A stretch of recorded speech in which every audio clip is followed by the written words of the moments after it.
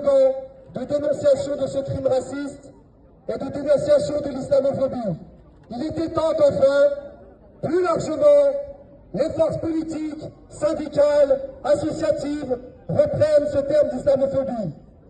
Car c'est bien de ça qu'il s'agit, d'islamophobie, de racisme anti-musulman. Et comme ça a déjà été dit avant, le crime de la semaine dernière n'arrive pas comme un cheveu sur la soupe. Il est la suite logique de décennies de propagande raciste, islamophobe, instillée par les médias dominants.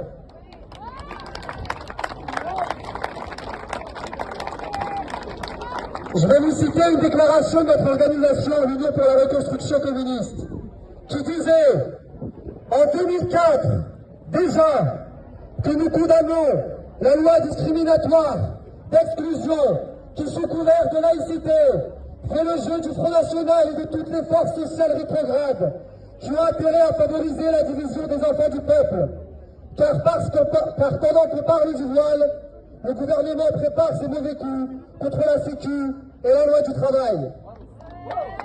Ça, c'était il y a 21 ans, quand nous nous sommes opposés, à côté de millions de concitoyens, à la loi qui a contribué à exclure les jeunes filles voilées de l'éducation nationale, publique et laïque.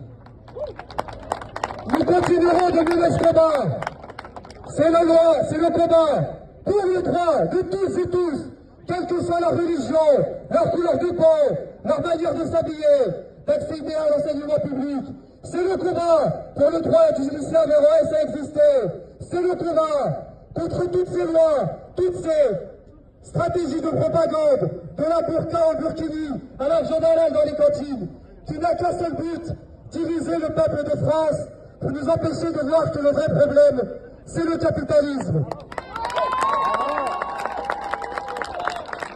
L'islamophobie a trois fonctions dans notre pays.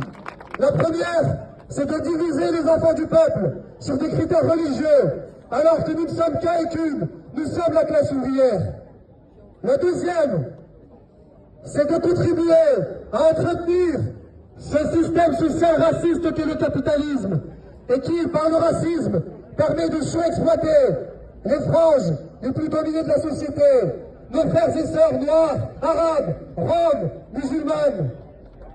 Et la troisième fonction de l'islamophobie et du système social raciste, c'est d'entretenir le système impérialiste mondial qui aujourd'hui au Moyen-Orient massacre en Syrie, au Liban et particulièrement en Palestine. L'islamophobie est un poison et si nous ne l'extrayons pas du sang de notre société, l'avenir est tout tracé.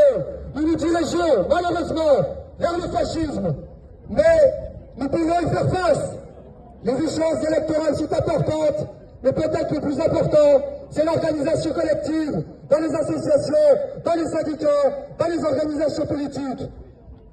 Car les amis, le racisme, ça se combat, le fascisme, ça s'écrase.